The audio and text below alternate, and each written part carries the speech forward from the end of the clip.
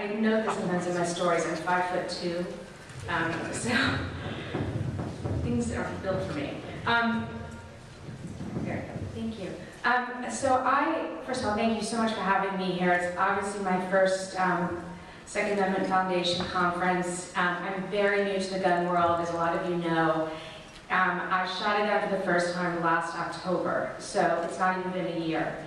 So it's just a privilege to be among all of you, and you've all been so welcoming to me in this past year, and so encouraging and supportive, and I really appreciate that. It's really spurred me on when things got rough.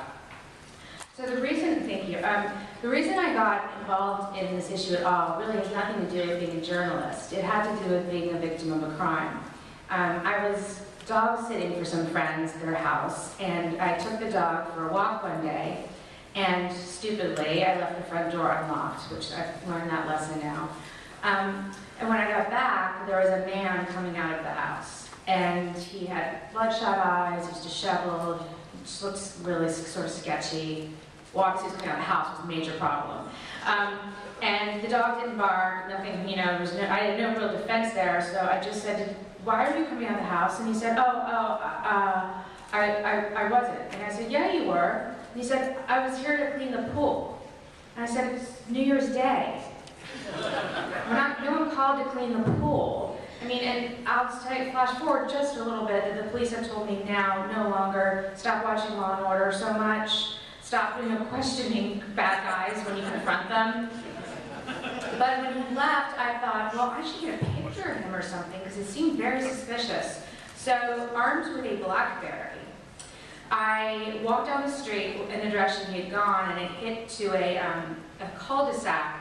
And at the end, and I looked up, and there were like 15, 20 men standing there, 2 pickup trucks. This was all part of a big operation. They're doing the whole neighborhood, and there were no one at home in any of these houses, and I just, was alone on the street with these men. And one of them came running up to me as I was trying to still take my BlackBerry picture because I was going to solve the crime on my own on the street.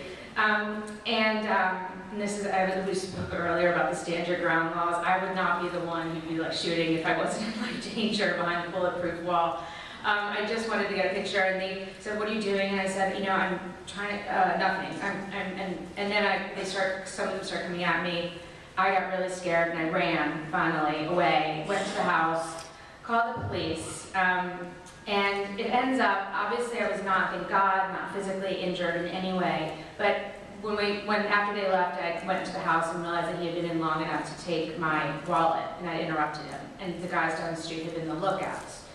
So the police came over and they looked through the whole house to see what else was missing, and the one thing they were really focused on, which something I wouldn't have thought of, is how did the bad guys leave a window or door a little bit unlocked? It was a big house, so they could come back in and get the good stuff, because they just got my wallet. And they couldn't, they thought they covered everything, they fingerprinted, and but who knows. So I went to sleep that night, I had a dog that doesn't bark, I have no gun, I got a BlackBerry, and these sketchy guys are maybe coming back. And I mean, I couldn't sleep a wink, I was just terrified in bed. And this is the first time it occurred to me, if I just had a gun sitting on my night table here, I would be able to defend myself if these men walk in this room right now, and I'm alone. And I didn't, obviously, so I took a dresser and shoved it against the bedroom door and slept inside that way and barricaded myself in. But it occurred to me that maybe I should have a gun at home. D.C. is crime-ridden; it's a cesspool of violence. And so I tweeted the next day. I don't know if you all are on Twitter. I'm a big tweeter, and at Emily Miller. And I tweeted, I'm thinking about getting it done in D.C. And the reaction was hugely pessimistic. You can't, it's impossible, they made it so you can't, forget it, talk to the NRA, talk to this group, talk to that group, it'll never work, you'll never get it. And that just irritated me, because I hate being told no. And I didn't even know this was a huge issue. I just didn't like to be told no, and especially when it came to my basic civil rights. So I said to my editor, I'm thinking about getting a gun, and do you think that'd be an interesting story to write about for the Washington Times? And he said, yeah, I think it would. And I said, it would probably take a couple weeks, standing in line. I'm sure there'll be a lot of bureaucrats. I don't know why about standing in lines. So he said, sure, go ahead, let's do that. And that's all I thought I was doing. I was just going to I was going to get it done that way. So I started, and I went, the one caveat he gave me, if I was going to write about it fairly, is I was not allowed to, he called cheating. I couldn't read anything that had ever been written about what the registration laws were in DC. Couldn't read any blogs about how to do it. I couldn't talk to anyone who had done it. It had to be completely as if I was just any person, not a journalist, who wanted to get a gun and what they would do. So I started by going down to the gun registry office, which I found online, and it's at the police station, and I just walked in, and I was the only one there, and I'll say in the 6 or 8 times I've been there since, I've always been the only one there, because truly, the honest, law-abiding people in DC aren't getting their guns the legal way. They're getting their guns, and then the criminals just walk down the street and get to their guns the easy way and the cheap way, you know? So there are very few people who are willing to go through all this hassle and shouldn't have to in order to get a gun, so that's why the office is always fully staffed and totally empty. So I went in and I said, hi, I'm here to get a gun. And they were like, what do you mean? And I, just as I said, I'm very new to this. I thought, well, it's like a driver's license. You get one, then you get the car. So I thought it worked that way. I didn't realize that registration works the opposite way. So I said, well, I just want to get one so I can get a gun. And they said, no, you have to get a gun, then come back to us and take this test. And oh, also you have to take this 5-hour course. And also you have to get this notarized. And I get this pack of paper this big, telling you this is all the things I have to do before I come back with a gun in order to get it registered. But I can't touch the gun before I get it registered. And I was like, okay. I mean, I was so confused, and I was still just sort of thinking the basics. I said, where do I go to get a gun? And they said, well, you can't buy it in DC. I'm like, well, I don't know where to go. And they go, well, we're not telling you where to go. You should get it locked, is all we're saying. This is the place that left it locked. So, I know. I got a SIG, long story short, a SIG 229. Those of you waiting for that part of it. I did not get a Glock, I tried it. My problem, I'll tell you, it wasn't so much the functionality, it was just appearance. I thought the Glock was really ugly.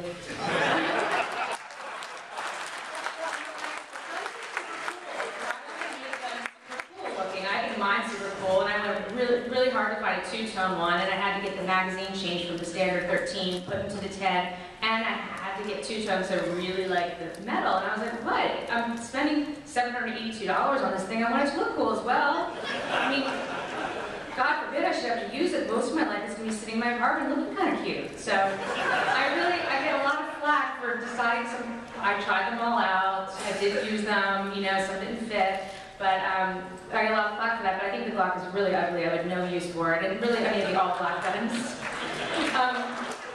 But my eye now is on a shotgun because they're just so beautiful. But again, I'll tell you why I'm not getting a shotgun right now. It's just because this was such a hassle, and it was such a long process to get a gun. And I took all that paper I got in the office, the registry office, because I was so overwhelmed by it, and I went through it all, and I counted down the steps, and there were 17 things I had to do before I got a gun. And that was just so shocking. And as you all know, and as the Second Amendment Foundation supported, Heller decision in 2008 had overturned 30-year gun ban. It was legal in DC to get a gun, but the city council, what they did is they put in every single solitary law they could find in the country. Because I've now looked, and DC has laws that only exist in one other place, except for they got all of them in one place. And they were going to make it as expensive, time-consuming, as impossible as you could be, so that people don't get guns legally. Illegally, it's your decision. Do whatever you want on the streets of Washington. They just don't want you to get them legally. So I walked through each of these things, and and I kept writing about them, as many of you come up to me and said, and you followed the things I wrote about, and I wrote about everything from having to go to the DMV, which I eventually had to go to pay for fines, for fees, to getting it notarized, taking a written test, and all these things I had to do. I had to go to our gun dealer several times. I had to take several days off work. Within about 6 weeks, the city council suddenly found the decision that they were going to make the registration process a little bit easier. So they came out with this bill, and it said, there's not going to be a vision test, so that saves you 5 minutes. And there's not going to be a ballistics test, which is kind of nice because they are storing up people's guns by doing that. So we were happy about that one. And not a whole lot of other things. And so I wasn't pleased. I didn't think this was enough.